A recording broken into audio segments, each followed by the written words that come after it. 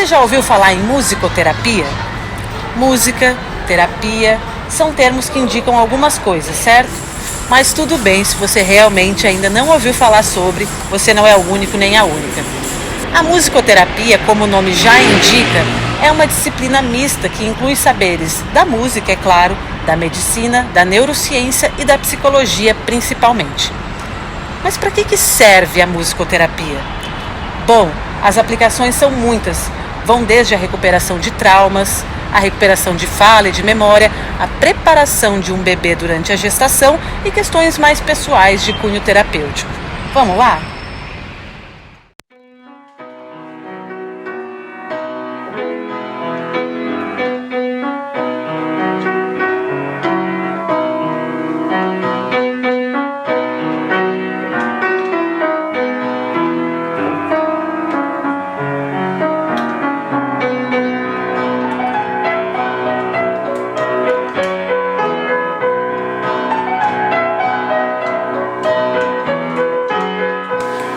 Então, só para entender um pouquinho aquilo que eu faço como musicoterapeuta, não é assim tão novo. A música sempre influenciou muito a humanidade.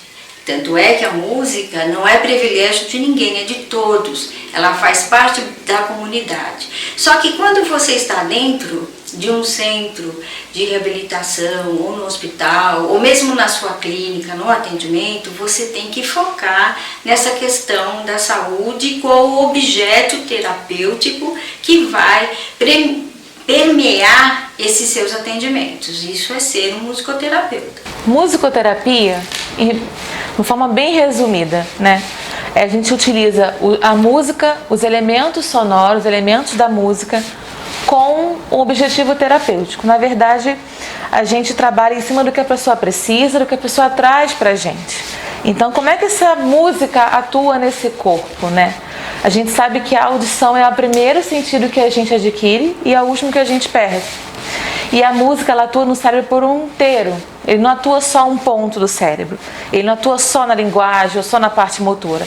Ele atua ao mesmo tempo na linguagem, na motora, na emocional, na memória, na cognição. Ela tem a possibilidade de ativar os nossos dois hemisférios cerebrais, né? Ela está no nosso cérebro inteiro, dependendo ali do que você está produzindo, né? Dependendo do seu fazer musical.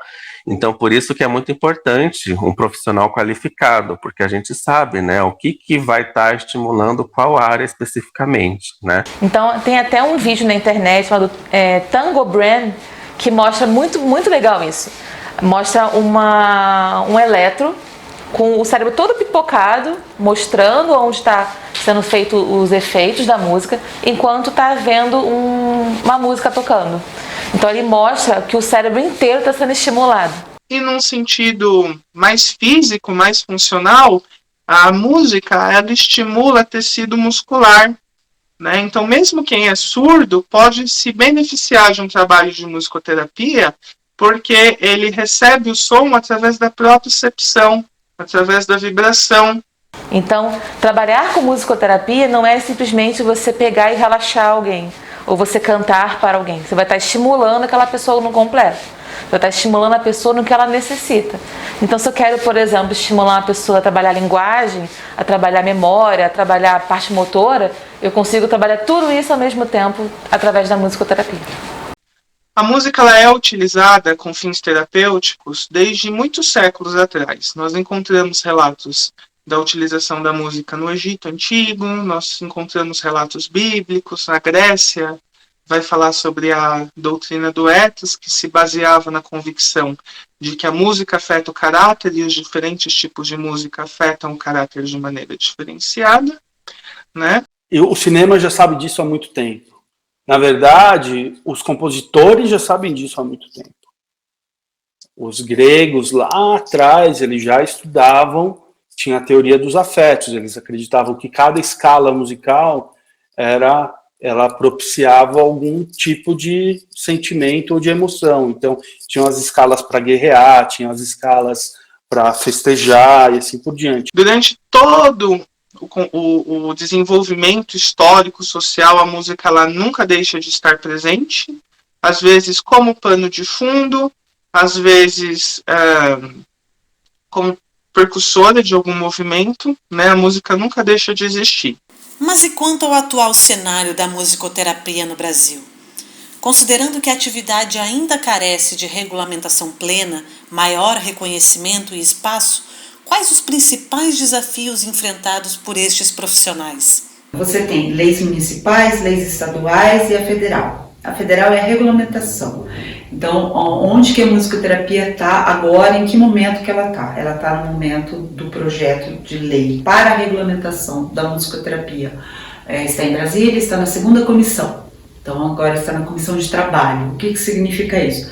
Significa que quando a gente tiver uma profissão regulamentada, o próprio musicoterapeuta ele tem maior visibilidade dentro do sistema das disciplinas de saúde.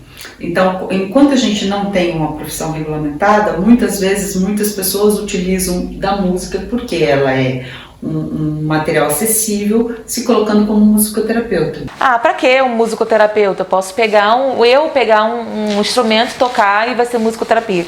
E na verdade a gente sabe que não é. Na musicoterapia tem avaliação, tem a anamnese, tem todo um trabalho antes do trabalho em si, né? Da terapia em si. Então a gente vê muito isso, de pessoas que acham que podem fazer e não tem sequer preparo ou ética, na verdade, né?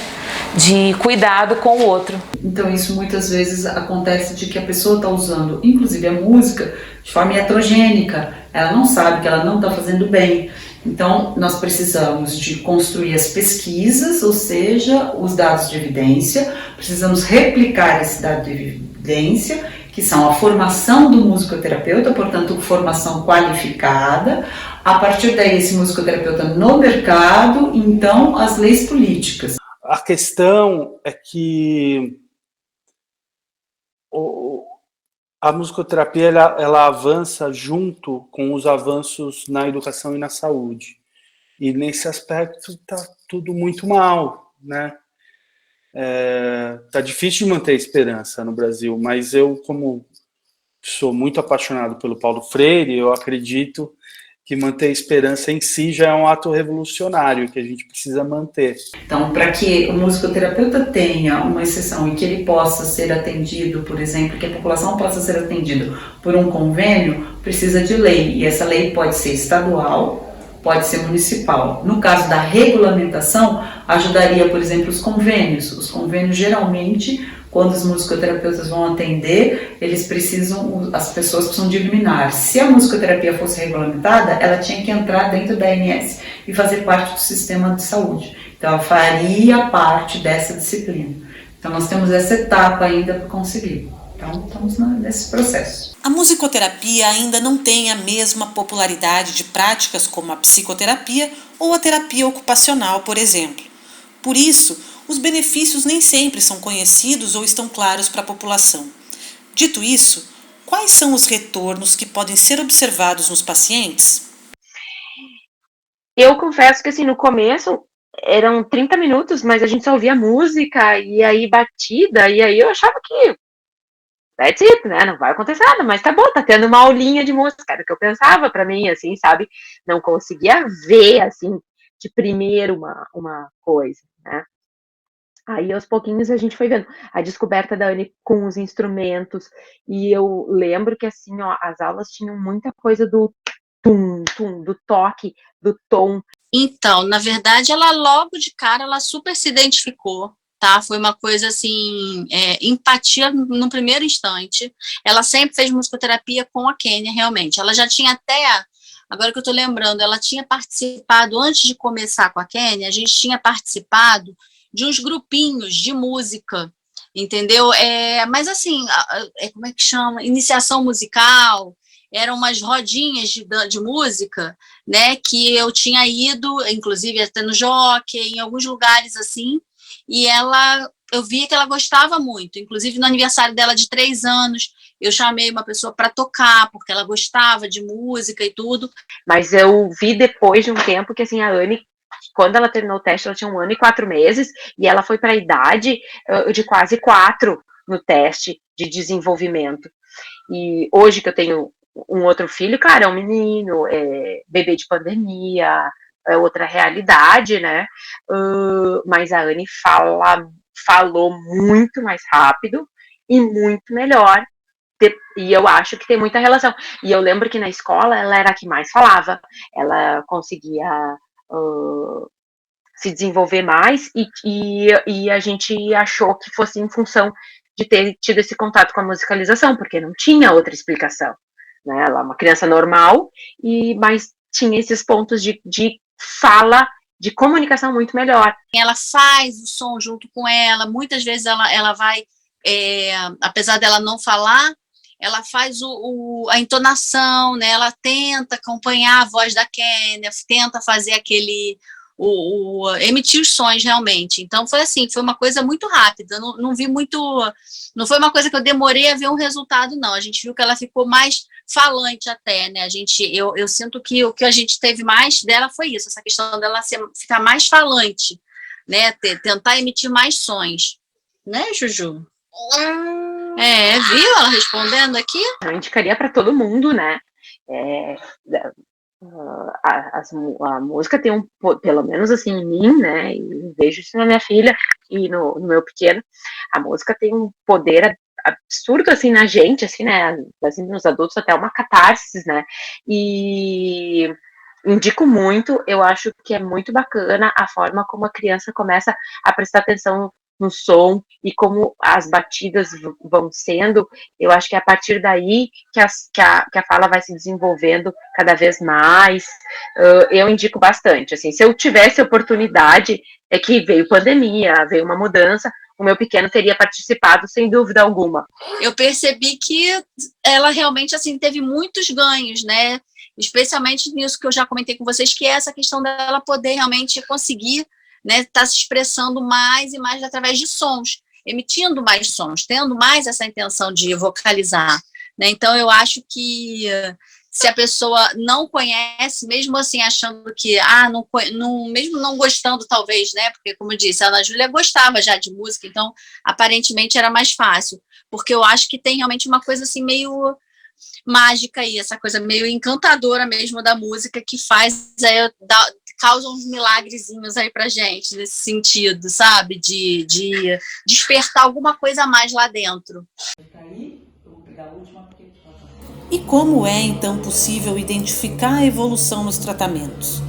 Quais são os sinais de que os sons têm levado os pacientes até o local de cura que eles desejavam alcançar quando buscaram a prática? Em musicoterapia, a gente tem algumas escalas de avaliação. Então, a gente pode trabalhar com essas escalas de avaliação, e aí então tem a parte da evolução desses pacientes dentro da escala. Mas também a gente pode trabalhar, no caso, né, que eu trabalho com criança, a gente pega também a tabela de desenvolvimento infantil e a gente vai essa análise, né, da idade cronológica da criança, aonde ela tem aquele desenvolvimento, se ela conseguiu ultrapassar isso ou não. No começo, ele chegava 15 minutos dentro da sala de musicoterapia, ele já saía embora. E ele aprontava muito dentro da instituição, porque ele era hiperativo, certo? Ele era um TDAH, certo? Então, o que acontece? Vamos aumentando esse foco de atenção a tal ponto dele ficar 40 minutos na música e depois achar ruim porque tinha que ir embora. É bem próprio das crianças. Em geral, a gente vai percebendo e é muito fácil porque eu começo a falar assim, só daqui 15 dias, né? Só daqui 15 dias. Você não precisa vir mais aqui, você não acha que já tá tudo certo? Mas não é que é verdade? Olha só, tá vendo? Você já consegue fazer sozinha, não precisa mais de mim. Como é que a gente faz a avaliação quanto à evolução? Nessa criança foi muito simples, porque a avaliação foi em tempo, ficou tanto tempo nesse instrumento. Desse 10 minutos que ficou, depois ficou 15 e assim por diante. A criança não me olhava no olho, estava ali. E eu estou trabalhando com ela a comunicação, de ter essa atenção compartilhada, né? De trabalhar junto comigo e de trabalhar junto. Então a criança começou aqui. Daqui a pouco ela já está começando a me olhar, já é uma evolução. Né?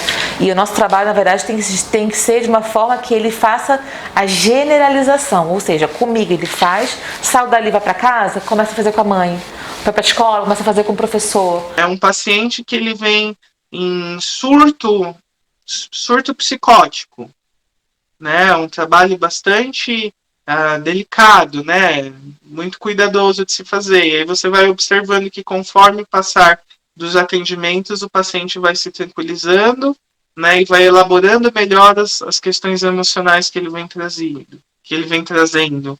Então, muitos são as formas de avaliar. Assim, ai, não, mas... Não, vamos de 15 em 15. Ah, vamos de 20 em 20, já tá acabando. Aí você sabe que é verdade? Não preciso mais vir aqui, né? Não precisa.